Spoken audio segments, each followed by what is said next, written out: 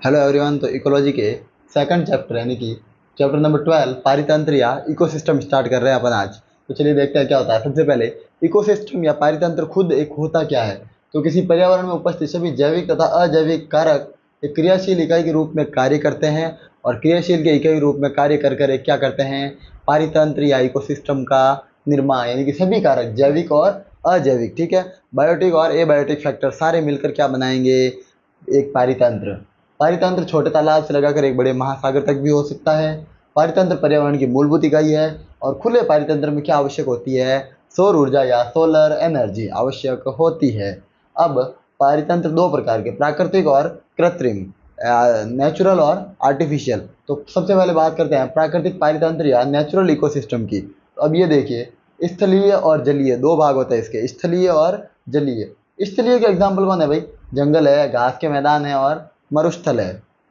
अब जलीय है वो दो प्रकार के, रुका हुआ जल होता है और एक बहता हुआ जल होता है। तो जो झील है, तालाब है, वो तो क्या है भाई, रुके हुए जल के एग्जाम्पल, और बहता जल के एग्जाम्पल कौन होती है, अपनी नदियाँ।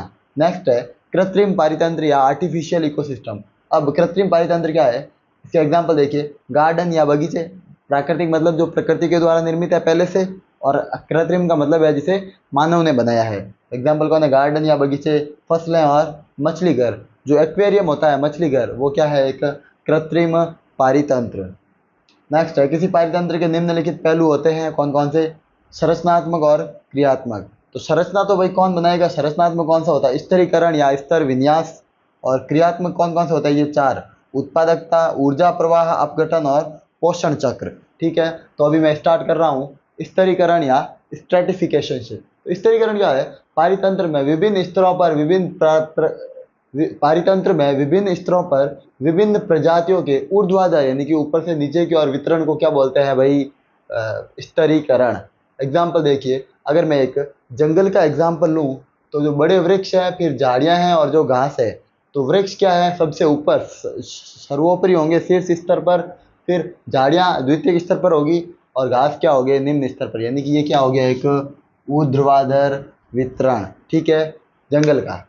स्थिरीकरण डायरेक्टली प्रोपोर्शनल टू जैव विविधता। स्थिरीकरण जितना ज़्यादा होगा, जैव विविधता उतनी ही क्या होगी, ज़्यादा। यानी कि स्थिरीकरण और जैव विविधता एक दूसरे के क्या होते हैं भाई, समानुपाती। क्या होते हैं, समानुपाती, ठीक है, ओके। नेक्स्ट अपनी हेडिंग है उत्पादकता या प्रोडक्टिविटी। अब प्रोडक्टिविटी या उत्पादकता क्या है, तो जैविक कारकों द्वारा कार्बनिक पदार्थ या जैव भार या जैव मात्रा के उत्पादन की दर को क्या बोलते हैं, उत्पादकता। क्या बोलते हैं, ये उत्पादन क्यों लिख दिया मैंने, उत्पादकता, ठीक है, उत्पादकता कहते हैं। यानी कि ये जैव कितना कार्बनिक पदार्थ बना रहा है या जैव भार या जैव मात्रा बना रहा है, उत्पादन कर रहा है, उसकी दर को ही क्या बोलते हैं, उत्पादकता। उत्पादकता की इकाई, अगर भार बना रहा है तो इकाई क्या होगी भाई, जीएम यानी कि gram minus two year inverse. और अगर ऊर्जा है तो kilocalorie metre minus two M minus two और ईयर इनवर्स, ये होती है ऊर्जा की इकाई। ऊर्जा की इकाई को याद कर लेना है। अब उत्पादक की अगर हम बात करें तो दो प्रकार के होते हैं, एक तो होते हैं प्राथमिक उत्पादक और एक होते हैं द्वितीयक उत्पादक। तो प्राथमिक उत्पादक यानी कि प्राइमरी जो प्रोडक्ट, ठीक है, प्राइमरी प्रोड्यूसर। तो प्राथमिक उत्पादक या प्राइमरी प्रोड्यूसर क्या होंगे, प्रकाश संश्लेषण की क्रिया से उत्पादक द्वारा जैव मात्रा के उत्पादन की दर को क्या बोलते हैं भाई, प्राइमरी प्रोडक्टिविटी, प्राइमरी प्राथमिक उत्पादकता, ठीक है। तो प्राथमिक उत्पादकता किसे कहेंगे, जब प्रकाश संश्लेषण की क्रिया से जो उत्पादक है वो क्या बना देगा, जैव भार या जैव मात्रा के उत्पादन की दर ही क्या कहलाएगी, प्राइमरी प्रोडक्टिविटी, प्राथमिक उत्पादकता। और प्राथमिक उत्पादकता के लिए किसकी आवश्यकता होती है, सौर ऊर्जा के निरंतर निवेश की आवश्यकता। यानी कि ये किसके द्वारा होगा भाई, प्रकाश संश्लेषण। ऑब्वियस बात है, प्रकाश संश्लेषण के लिए क्या आवश्यक होती है, सौर ऊर्जा। क्या आवश्यक होती है, सौर ऊर्जा, सनलाइट, ओके। अब प्राथमिक उत्पादकता जो है दो प्रकार की होती है, सकल प्राथमिक उत्पादकता और नेट प्राथमिक उत्पादकता। सकल प्राथमिक उत्पादकता को बोलते हैं ग्रॉस प्राइमरी प्रोडक्टिविटी, यानी कि ये हो जाएगी अपनी जीपीपी। क्या हो जाएगी, जीपीपी, ठीक है, यानी कि सकल यानी कि ग्रॉस टोटल, ठीक है। अब और ये क्या है, नेट एनपीपी। तो पारितंत्र में प्रकाश संश्लेषण के दौरान कार्बनिक तत्वों के उत्पादन की दर क्या कहलाती है, जीपीपी, यानी कि प्रकाश संश्लेषण से कितने कुल कार्बनिक पदार्थ बन रहे हैं उसे क्या बोलेंगे अपन, जीपीपी। ठीक है, अब जीपीपी की कुछ मात्रा है वो पादप श्वसन के रूप में भी उपयोग कर लेते हैं। यानी कि भाई मान लो कि मैंने अगर 10 कैलोरी ऊर्जा बनाई तो वो हो गई मेरी जीपीपी। अब मैं उसमें से अगर थोड़ी सी अपने श्वसन में उपयोग कर रहा हूँ 2 एटीपी को, ठीक है, तो वो क्या हो जाएगी, मेरी श्वसन में करी गई उपयोगी मात्रा। अब एनपीपी क्या है, जीपीपी से श्वसन के दौरान हुई क्षति को अगर हटा दें तो इसे क्या कहते हैं, एनपीपी। यानी कि मैंने जितनी जीपीपी बनाई और 2 एटीपी अगर मैंने जो यूज़ कर लिया अपने श्वसन में, तो पीछे जो 8 एटीपी बचेगी उसे मैं क्या बोलूँगा, एनपीपी। तो एनपीपी क्या होगी भाई, जीपीपी माइनस आर, और आर यहाँ पर क्या है, रेस्पिरेटरी लॉस या श्वसन क्षति। ओके, तो ये क्या होगी अपनी जीपीपी और एनपीपी। अब देखिए द्वितीयक उत्पादकता या सेकेंडरी प्रोडक्टिविटी। सेकेंडरी प्रोडक्टिविटी क्या होती है, देखिए प्राथमिक उत्पादकता कौन थे, पादप, क्योंकि वो प्रकाश संश्लेषण का उपयोग कर रहे थे और उत्पादन कर रहे थे। लेकिन द्वितीयक उत्पादक कौन होता है, जो उपभोक्ता होता है, ठीक है, जो पादप पर निर्भर होते हैं। तो उपभोक्ता द्वारा नए कार्बनिक पदार्थ या जैव मात्रा उत्पादन की दर क्या कहलाएगी, द्वितीयक उत्पादकता या सेकेंडरी प्रोडक्टिविटी। यानी कि उपभोक्ता अब खुद कितनी ऊर्जा का निर्माण कर रहा है उसे अपन क्या बोलते हैं, द्वितीयक उत्पादकता।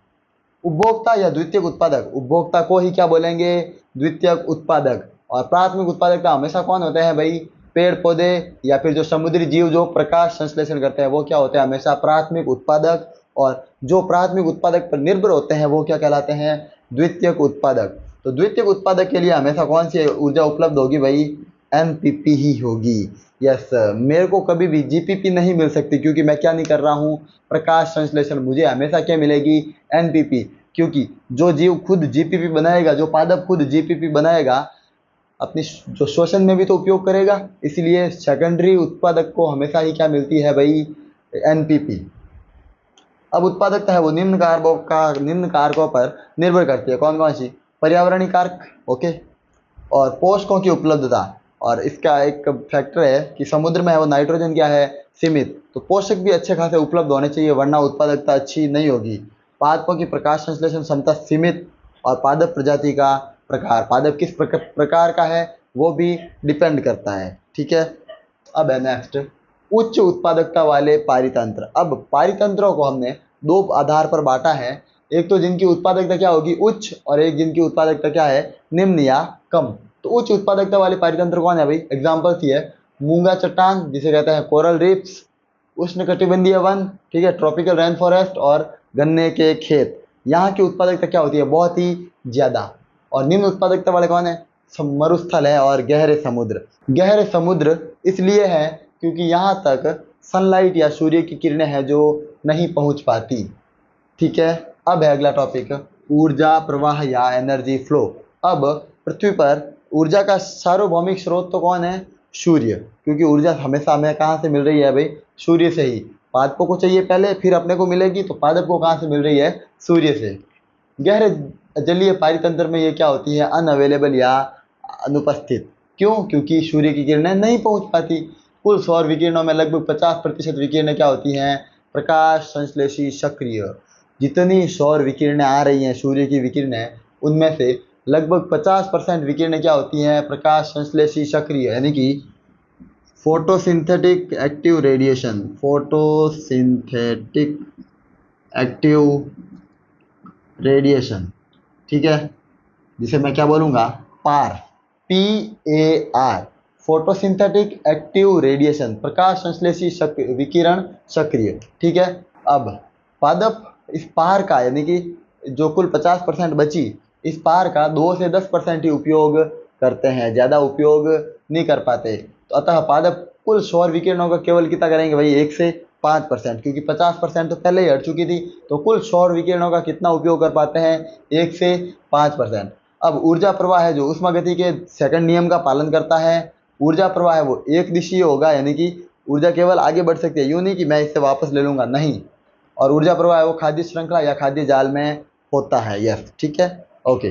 नेक्स्ट एक टेबल लेके आया हूँ जिसमें आपको प्राथमिक पोषी स्तर यानी कि इधर तो है स्तर विन्यास, ठीक है, प्राथमिक पोषी स्तर, द्वितीयक पोषी स्तर, तृतीयक पोषी स्तर और चतुर्थ पोषी स्तर।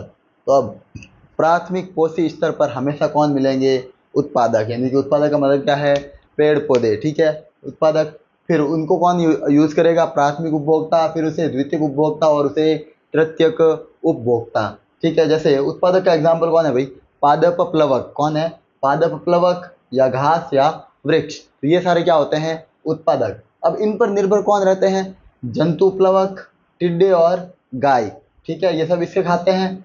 फिर इन्हें कौन खाता है, पक्षी, मछलियां या भेड़िया, और इन्हें कौन खा लेता है, मनुष्य या शेर, ठीक है। तो ये पूरा का एक पूरा एक क्या बन जाता है भाई, पोषी स्तर, उपभोक्ता और उत्पादक और इनके एग्जाम्पल्स का एक चार्ट, ठीक है।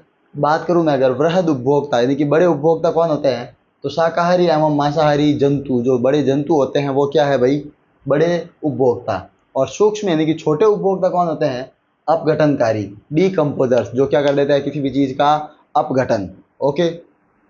अब नेक्स्ट अपना टॉपिक है फूड चेन या खाद्य श्रृंखला। खाद्य श्रृंखला, इसी चीज को क्या बोलते हैं भाई, खाद्य श्रृंखला, यानी कि एक जीव दूसरे जीव पर क्या है, निर्भर, तो मैं इसी को क्या बोलूंगा, खाद्य श्रृंखला, ठीक है। अब खाद्य श्रृंखला दो प्रकार की दे रखी है अपने, चराई खाद्य श्रृंखला जिसे कहता है जीएफसी, और दूसरी है अपरदी खाद्य श्रृंखला, ठीक है। तो चराई खाद्य श्रृंखला को बोलते हैं जीएफसी यानी ग्रेजिंग फूड चेन, और इसे बोलते हैं डेट्रिटस फूड चेन, अपरदी खाद्य श्रृंखला। और चराई खाद्य श्रृंखला को परभक्षी खाद्य श्रृंखला भी कहते हैं। तो चलिए बात करते हैं, ये जो चराई खाद्य श्रृंखला है वो किससे स्टार्ट होगी, उत्पादक से शुरू होकर उपभोक्ता की ओर चलती है। उत्पादक यानी पेड़ पौधों से स्टार्ट होकर उपभोक्ता की ओर चलेगी, लेकिन जो अपरद है वो अपरद मृत कार्बनिक पदार्थ से शुरू होती है, ठीक है। अब ये चराई खाद्य श्रृंखला प्रत्यक्ष रूप से सौर ऊर्जा पर निर्भर है, बिल्कुल है, लेकिन ये प्रत्यक्ष रूप से निर्भर नहीं होती है। सामान्यतः जलीय पारितंत्र में मिलेगी।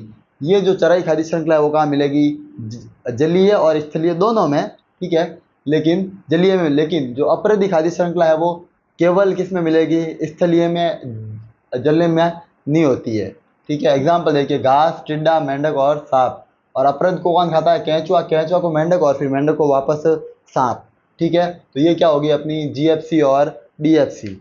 अब एक और खाद्य श्रृंखला है परजीवी खाद्य श्रृंखला, ठीक है। परजीवी खाद्य श्रृंखला क्या है, तो चराई खाद्य श्रृंखला में सम्मिलित है ये, और बड़े जीव से शुरू होकर छोटे जीव की ओर चलती है, यानी कि इसमें परजीवी रहेंगे तो हमेशा उसके लिए बड़े जीव से शुरू होना पड़ेगा। ये किससे स्टार्ट है, उपभोक्ता से, लेकिन ये किससे होगी भाई, बड़े जीव से, ठीक है।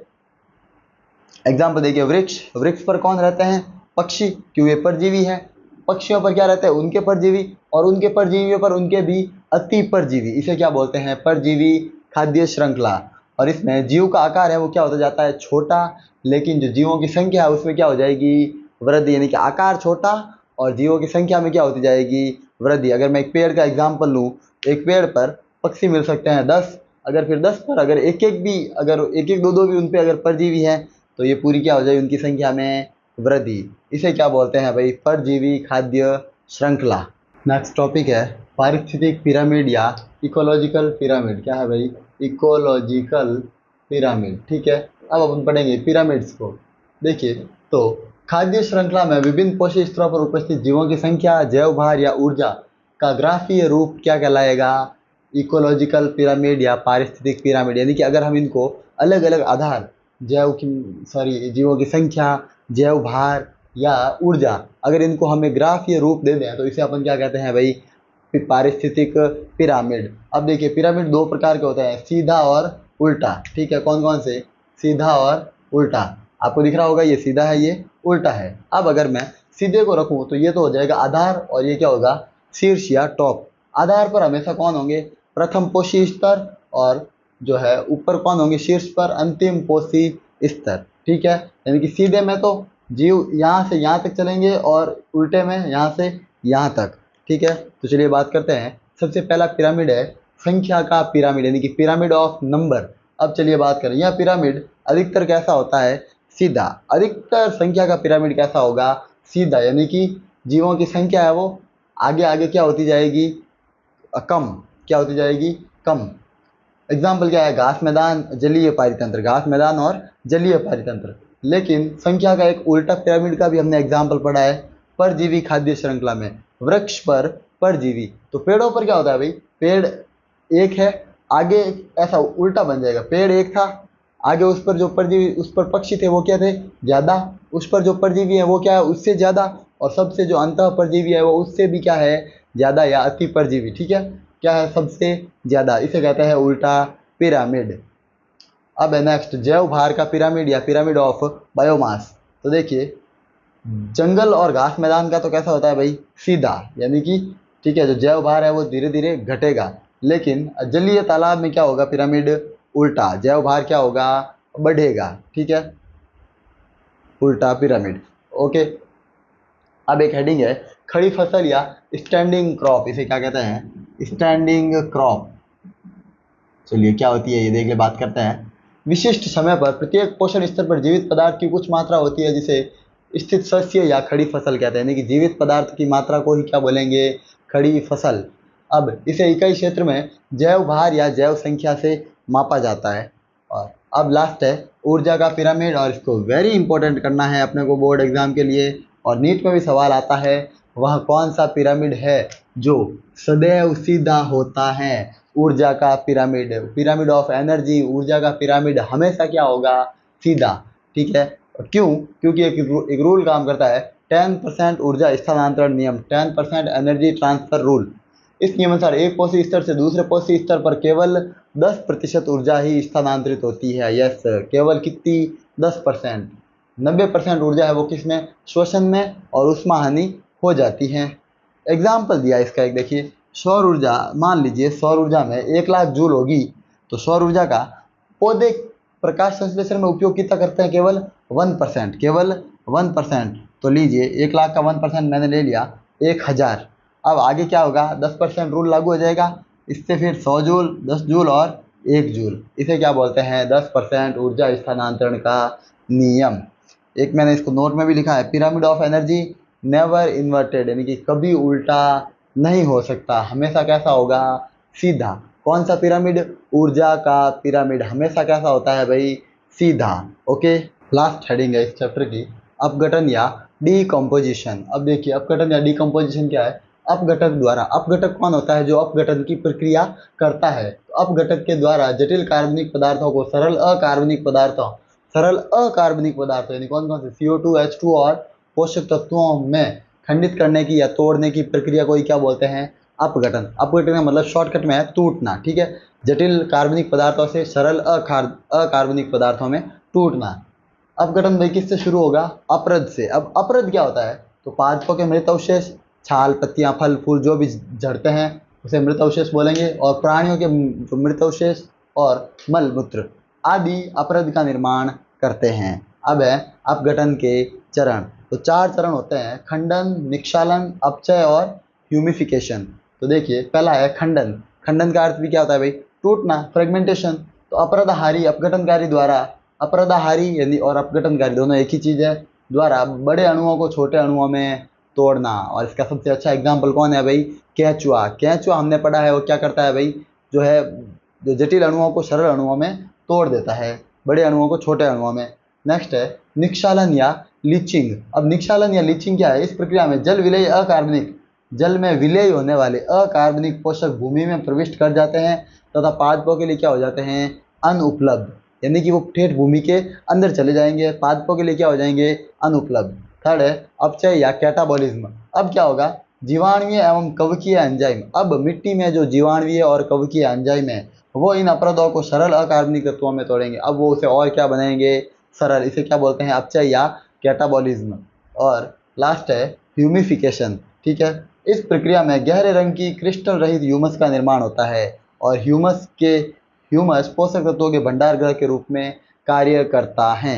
यस, अब एंड में इससे क्या बन जाएगी, ह्यूमस। और ह्यूमस क्या है भाई, गहरे रंग की क्रिस्टल रहित ह्यूमस, और जो पादपों के लिए बहुत ही ज़्यादा पोषक तत्वों से भरपूर होती है। ठीक है, ह्यूमस है वो कोलाइडल प्रकृति के होते हैं तथा सूक्ष्म जैविक क्रियाओं के प्रतिरोधी है।